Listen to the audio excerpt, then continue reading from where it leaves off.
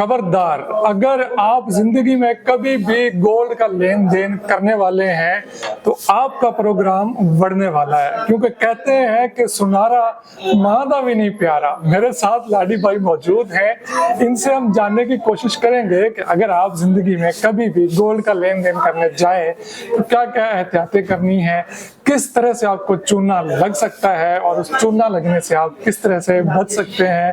अस्सलाम वालेकुम। वालेकुम। लाडी भाई कैसे हैं? जी अल्हम्दुलिल्लाह बेटा। अब मैंने एक वो कहावत सी है कि सुनारा मादा नहीं प्यारा, माजरत आपको बुरा लगा, ये क्या सीन है, क्यों ये बात मशहूर है? कस भाई बड़ा आसान हल है जी। हुण अगर लोग अखा खोल लवन, तुम्हारी गल तो बड़ी खूबसूरत और इससे शक भी कोई नहीं, 100% गल है कि सुनारा मां नूं भी माफी नहीं देता, पर आप दी मां नूं नहीं देता, तुहाडियां तो बच सकदी है। बिल्कुल बच सकदी है। अर्ज़ है भाई, ताहिर हबीब जुलर ने जी बात लिखी है ना, 145 साल तो बैठे इलाके दे विच काम कर रहे हैं, परदादा जी तो लेके 145 साल। हाँ जी अल्हम्दुलिल्लाह, पूरी हिस्ट्री नाल है। असी ये भाई लिखा है कि जेवर खरीदते वक्त सोने का वजन और म्यार का खालस होना, कीमत बिल दुरुस्त है, फौरी तौर पर बाजार में चेक करवाएं। एक चीज ये होगी भाई कि चीज खरीदनी है, तुसी जदों चीज नु परचेज करना है, परचेज करन तो पहले पैसे तुम्हारी जेब विच होवन। ठीक है, सोना साडे कोल पे है, सोने नु उठाओ बाजार ले जाओ, उसको चेक कराओ। जदों चेक करवा लिया, जे मालूम होवे कि भाई ये जेड़ी गल करदे पे इहदे सच्चाई है, सदाकत है, लो। जे मालूम होवे जी चूना लग गया है, प्रोग्राम बाय हो रहा है, तो पैसे बचा लो। ये ही भाईजान असी बात करने पूरे पाकिस्तान दे जितने भी साडे पाकिस्तानी अहबाब हैं कि चीज नु खरीदन तो पहले अखा खोलो। ठीक है, ना कि तुसी चीज खरीद लो पीछे पता लगे जी सुनारा तो सानू लुट के ले गया। परसों मेरे को एक नक दी वाली आई भाईजान, वो बच्ची हैंड टू माउथ है, किसी दे घर कम कर दी, 18,000 रुपए दी उन्हें नक दी वाली तैयार करवाई, जो उसमें असी तेजाब लगाया चांदी दी निकली। साडा मुआशरा कर रहा है भाई, लोगों को खबर भुली हुई। इस तो बचना उनका हल ये है भाईजान, पहले इंतखाब सही दुकानदार करो। ठीक है, पूरे पाकिस्तान है किदे भी लो, इंतखाब सही दुकानदार दा करो, दूसरा लो चेक करके ਤੁਹਾਡੇ ਕੋਲ ਲਿਆ ਤੇ दूसरी दुकान पे जाके। अगर मेरा माल 12 रत्ती तोला काट ते बाजार सेल फौरी ना होवे, मैं भी चोर हां। नॉर्मली मार्केट च की चल रहा है? नॉर्मली बाजार दे विच एसएम कार्ड 16 रत्ती तो लेके 24 रत्ती तक है। 16 रत्ती तो 24 तक फी तोला अपनी अल्हम्दुलिल्लाह ताहिर हबीब जुलर दी पहले भी शुरू तो लेके हुन तक बाजार नालों काट घट है। पर अल्हम्दुलिल्लाह जेडी परदादा जी तो लेके दादा जी, फिर अगुताया जी सनाउल्लाह, फिर अब्बा जी हबीबुल्लाह, हुन भी अल्हम्दुलिल्लाह 145 साल हो गए असी इसे गल नूं कायम रखिया कि सब तो कम काट हुआ है। ये काट कम क्यों? प्योरिटी दी वजह तो सारी। सब तो पहले तो भाजन देखो बचत है ना, तुसी 100 चों 10 रुपए कमा लेंदे हो, मैं 100 चों 4 रुपए कमा लेना। मेरा मकसद है कि मेरी सेल ज्यादा हो। ठीक है, एक दुकानदार दे कोल कस्टमर आउंदे ने 10, एक शाम ਨੂੰ 100 कस्टमर ਨੂੰ ਡੀਲ ਕਰਦਾ है। ठीक है, ਤੇ 100 ਕੋਲੋਂ ਮੈਂ 100 ਰੁਪਏ ਲਵਾਂ, ਉਹਨਾਂ ਨੂੰ ਮਹਿਸੂਸ ਨਹੀਂ ਹੋਣਾ। ਹਾਂਜੀ, ਤੇ ਜੇ ਮੈਂ ਇੱਕੋ ਦੇ ਕੋਲੋਂ 10,000 ਕਮਾ ਲਵਾਂ ਜਾਂ 5,000 ਤੋਂ, ਉਹਨਾਂ ਤੇ ਫਿਰ ਮਹਿਸੂਸ ਹੋਣਾ। ਸੋਨੇ ਦੇ ਅੰਦਰ ਮੇਨ ਕਿੱਥੇ ਜਿਹੜੇ ਹੋ ਸਕਦੇ? ਭਾਜਨ ਸਟੋਨ ਦੇ ਵਿੱਚ ਕਸਟਮਰ ਨੂੰ ਦਾ ਮਾਰ ਦੇਣ, ਸਟੋਨ ਦੇ ਅੰਦਰ ਅਸੀਂ ਨਗ ਵਿੱਚ ਨਹੀਂ ਦਿੰਦੇ, ਮੇਰਾ ਬਕਾਇਦਾ ਲਿਖਿਆ ਹੋਇਆ है। ਅਸੀਂ ਹਰ ਕਸਟਮਰ ਨੂੰ ਨਗ ਲੈਦਾ ਦੇਣਾ, ਉਹ ਸੋਨੇ ਤੋਲ ਨਹੀਂ ਦਿੰਦੇ, ਅਸੀਂ ਤੋਲ ਕੇ ਨਹੀਂ ਦਿੰਦੇ। ਬਹੁਤ ਸਾਰੇ ਸੁਨਾਰਿਆਂ ਨੂੰ ਵਿੱਚੇ ਤੋਲ ਦੇਣ, ਜਾਂ ਇਸ ਤਰ੍ਹਾਂ ਚੋਰੀ ਕਰ ਲੈਂਦੇ ਨੇ ਕਿ ਫਰਜ਼ ਕਰੋ ਤੋਲੇ ਚ ਲੱਗੇ ਨਾ 6 ਰੱਤੀ, ਆਨਾ ਜੀ 2 ਰੱਤੀ ਲੱਗੇ। ਅੱਛਾ, ਇੱਕ ਵਾਰਦਾਤ है।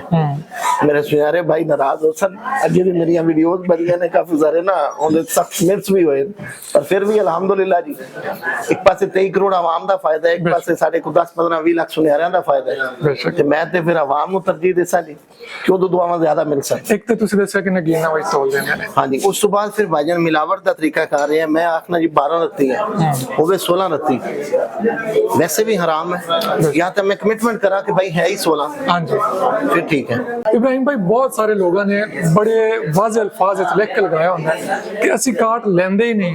भाजन ये तो सफेद झूठ है। वो कोई पाकिस्तान सुनियारा सामने आवे कि 100 रुपए की चीज लवे कस्टमर उनके कोलों ते 100 दी रख लवे, तो मैं उसको फिर अंकल ही सदसा।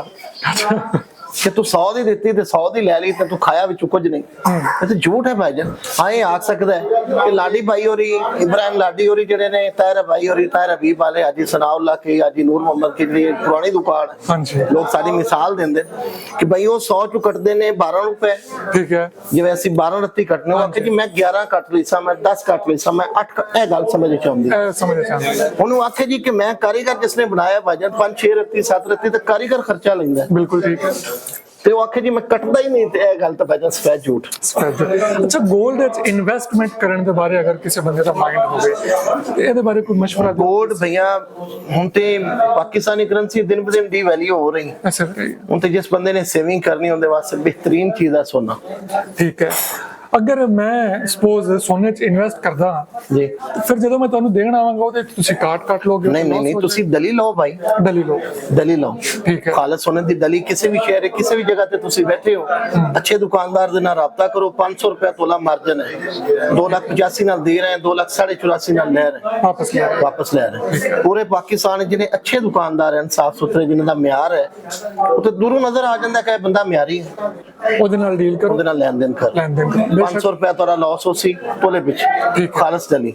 ਔਰ ਅਗਰ ਤੁਸੀਂ ਜ਼ੇਵਰ ਲੈਂਦੇ ਹੋ ਭਾਈ, ਤੋਲੇ ਦੇ ਉੱਪਰ ਤੁਹਾਡੀ 3 ਲੱਖ ਰੁਪਏ ਤਕਰੀਬਨ ਇਨਵੈਸਟਮੈਂਟ ਹੈ। ਸਾਡਾ ਜ਼ੇਵਰ 36,000 ਰੁਪਏ ਤੋਲੇ ਦਾ ਨੁਕਸਾਨ ਤੇ ਪੂਰੇ ਪਾਕਿस्तान ਕਿਤੇ ਵੀ ਸੇਲ ਕਰ। ਠੀਕ ਹੈ। 12 ਰੱਤੀ ਕਾਟ ਅਗਰ ਕਸਮਤ ਤਬਦੀਲ ਕਰਦਾ ਹੈ ਫਿਰ ਇਸ ਦੇ ਵਿੱਚ ਅਸੀਂ ਮਜ਼ੀਦ ਲੈਸ ਕਰ ਲੈਂਦੇ। ਮੇਰੇ ਇੱਕ ਮਹਿਮਾਨ ਬੈਠੇ ਨੇ ਭਾਜਾ ਨਜ਼ਰ ਐਸਡੀਓ ਨੇ, ਸਾਡੇ ਇਲਾਕੇ ਦੀ ਸ਼ਾਨ ਨੇ, ਭਈ ਅਲੀ ਗੌਰ ਸਾਡੇ ਐਮਐਲਏ ਹਨ, ਉਹਨਾਂ ਦੇ ਅਜ਼ੀਜ਼ ਨੇ। 4.5 ਲੱਖ ਰੁਪਏ ਦਾ ਮੈਂ ਇਹਨਾਂ ਨੂੰ ਸਮਾਨ ਦਿੱਤਾ ਹੈ ਔਰ ਇਹਨਾਂ ਨੇ ਫਰਮਾਇਆ ਜੀ ਮੈਨੂੰ ਜ਼ਰੂਰਤ ਨਹੀਂ, ਹਫਤੇ ਬਾਅਦ ਵਾਪਸੀ ਲਿਆਏ।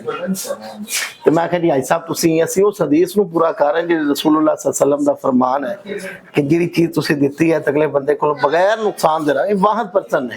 ਠੀਕ ਹੈ। ਉਹ ਹਦੀਸ ਦੇ ਮਿਸਦਾਕ ਬਣਨ ਵਾਸਤੇ ਹਰ ਵਾਸਤੇ ਆਫਰ ਨਹੀਂ ਹੈ। ਠੀਕ ਹੈ। लॉस कर सकें पर थोड़ा कर सकें। लॉस हो सी ये कर सकने की चीज यूज नहीं हुई 12 ਦਾ 6 ਰੱਤੀ ਕਰ ਲਵੀ 8 ਰੱਤੀ ਕਰ ਲਵੀ ਤੇ लॉस करे ਇਹਨਾਂ ਕੋਲ ਮੈਂ 100 ਵੀ ਨਹੀਂ ਖਤਿਆ। ਠੀਕ ਹੈ। ਹਾਂਜੀ ਹੁਣ ਮਾਸ਼ਾਅੱਲਾ ਇਹ ਦੁਕਾਨ ਤੇ ਤੁਹਾਡੀ 145 ਸਾਲ ਪੁਰਾਣੀ ਹੈ, क्या ਤੁਸੀਂ ਸਿਰਫ ਇੱਥੇ ਹੀ ਐਗਜ਼ਿਸਟ? नहीं ਅਸੀਂ ਹੁਣ फैसलाबाद सतियाने रोड ਤੇ ਇੱਕ ਸ਼ਾਪ ਬ੍ਰਾਂਚ ਖੋਲ ਰਹੇ ਹਾਂ ਤਾਹਿਰ ਹਬੀਬ 2। ਠੀਕ ਹੈ।